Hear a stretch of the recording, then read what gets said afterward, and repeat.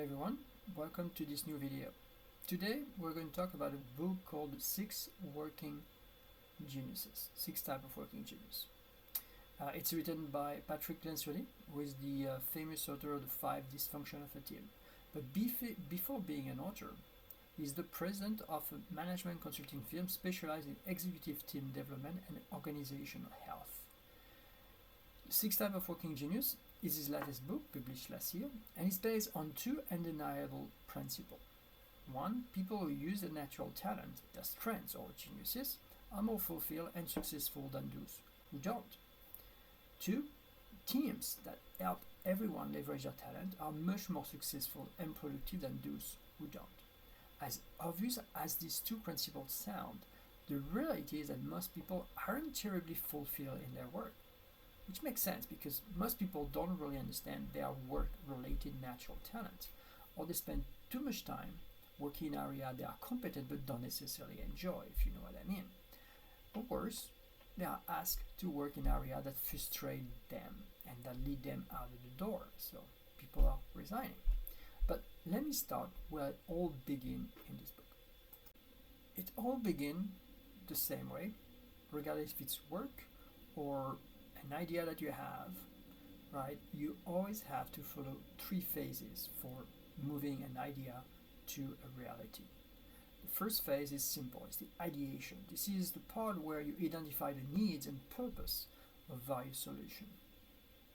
Then the second phase is the activation. This is about evaluating the merit of the ideas or solution that you came up with, and then trying to rally people around the idea that are worthy of action. Finally, there is the implementation phase, which is where you manage to rally people around one idea to get it done. And in this phase, the final stage, it's about getting things done, whether it's answering the call to action or pushing that action to the finish line. This is the third phase. So everything that we do in life, in our project, follow these 3 basic steps: ideation, activation, implementation. And in each of these phases, as you will see, there are different types of geniuses, and we're going to dive now into each phase and talk about the different geniuses in each phase. The first geniuses is called the wonder geniuses. This genius is very special because you see potential, you identify the need for improvement or change, and wonder why is that way, why things cannot be improved. Is there a better way? Does anyone else feel like something is wrong with the way we deal with ABCD? Those people are the ones who love questioning, speculate, question the state of things, asking questions that provoke answer and action. People with these specific strengths find it easy to lose themselves in observing the world around them and wondering whether things shouldn't be different, whether there is an untapped potential that should be tapped into. This is the genius of wonder.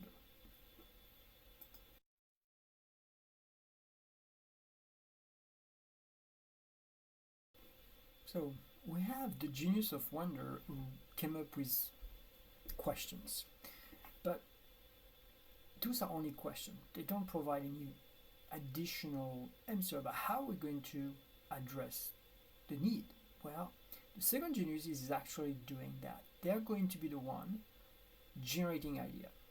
They can confirm the importance of the need and see ideas of various solutions. This is the genius of invention. Invention are the person who always raise their hand, stating something like, "Hey, I have an idea. How does this plan sound?" It's all about coming up with new ideas or solutions. People with this genius are drawn toward origination, creativity, and ingenuity in the truest sense of those words, even with little direction or context. Through every type of genius, these are the people who are most often referred as the true geniuses, because many of their ideas seems to come out of thin air, and they do. They love inventing, creating. This is really an interesting talent, an interesting geniuses to have. But as you will see, people who have ideas, who create, who invent, need other people to actually move this idea into action, into reality. And so this is when we're going to move from the ideation phase to the activation phase, and we're going to dive into two other geniuses that are related to activation. Alright, now we're entering the second phase, the activation phase, with the third geniuses called discernment. You see, people have wondered, find maybe a problem to solve. People have invented a solution to resolve that solution. But at the same time, you need people to actually provide some type of reality check with the inventor. And this is what the discernment people with these geniuses are going to do. They're going to be able to assess ideas and evaluate the merit or workability of that idea or solution. People with these geniuses are person who tend to say something like, hey, I have a strong feeling that something isn't quite right about these values, or I think we need to tweak your idea a little bit more before it's actually ready for production. The discernment is related to instinct, intuition, and uncanny judgment. People with these geniuses have a natural ability to assess an idea, even without a lot of data or expertise. Using pattern recognition, gut feeling, they are able to provide valuable advice and feedback around most subjects in a way that transcends their levels of specific knowledge of information. They are essential for an organization to actually decide which idea, which invention should actually push to the next step. Because not all inventions are worthy for spending the time to actually turn them into reality. So the discernment people are here to really assess and be basically the funnel, the channel to make sure that things, the invention that the organization is going to be focused on are the right one for the organization.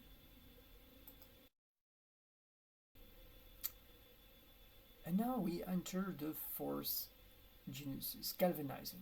We're still in the activation phase, meaning that so far we have not done anything technically, right? We're just wondering what was happening, identify a problem, define different solution, settle on which idea is worthwhile taking in action, but that's it. We have not been able so far to convince the entire organization to take action around this specific idea that we identify.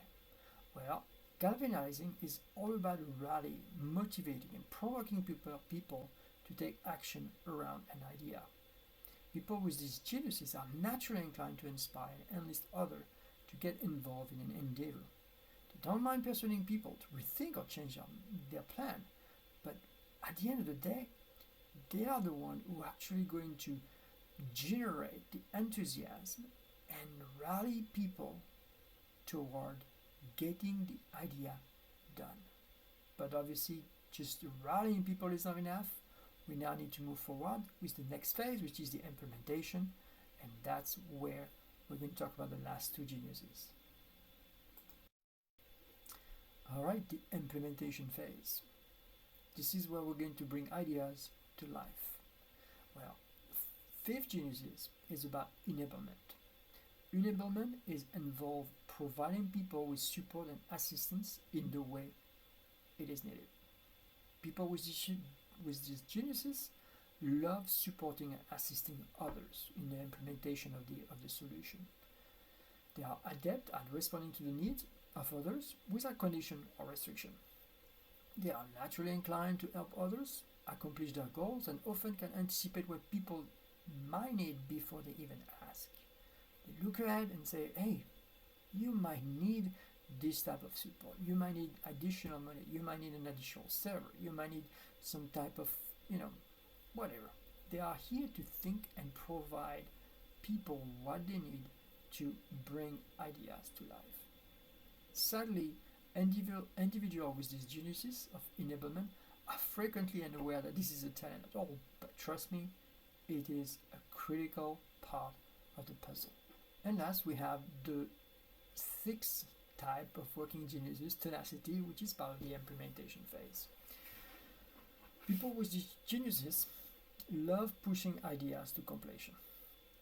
They love ensuring that a solution get completed and that the desired result are actually achieved. The genius of tenacity is about the satisfaction of pushing things across the finish line. They not only want to start a project, they want to see it to complete. People with these geniuses are not only capable but are naturally inclined to finish project and ensure they are completed according to specification. They're not going to quit in the middle of the project. They're going to stick around and make sure things get done across the finish line and that the project achieves its desired result. Because why they do that? Because they actually gain energy by pushing through obstacles, going to the up and down and seeing the impact of their work. And lastly, they also find joy in crossing tasks off their list. They are weird people, but they are essential for an organization for pushing an idea to completion. Alright, so we cover the wonder, the invention, the discernment, the galvanizing, enablement, and tenacity. 6 working geniuses. You'll probably figure out the area you love and the area you don't like. But the truth is that no one can claim all 6 of these geniuses. We all have area where we thrive, area where we struggle, and area that falls somewhere in between. And so we must distinguish this area into 3 pieces. Geniuses. So each of us has 2 of them that we can consider our true geniuses. These are activities that give us joy, energy, and passion. As a result, if we work in this area, we are usually quite good, obviously, in them, but more importantly, it's best for us and the organization we serve that if we can do as much, if not most, of our work in this area.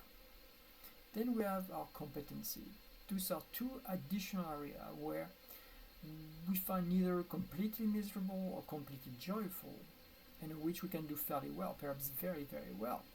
Most of us actually can manage to operate in working competency well for a while, but will eventually grow wary if we are not allowed to exercise our true geniuses.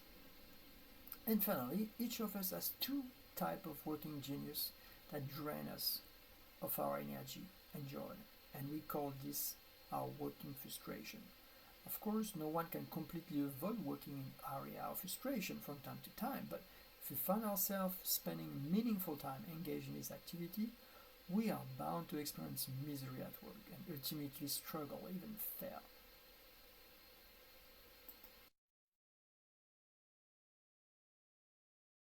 Alright, so we've seen the 6 type of working geniuses. We classify them into genius, competency, and frustration. But now let me step back and look at this in terms of elevation. You've heard it many times at work. Hey, by the way, a 50,000 feet view, this is what it looks like. But at the end of the day, what you want to do is you want to land on the ground, provide the product to your customer.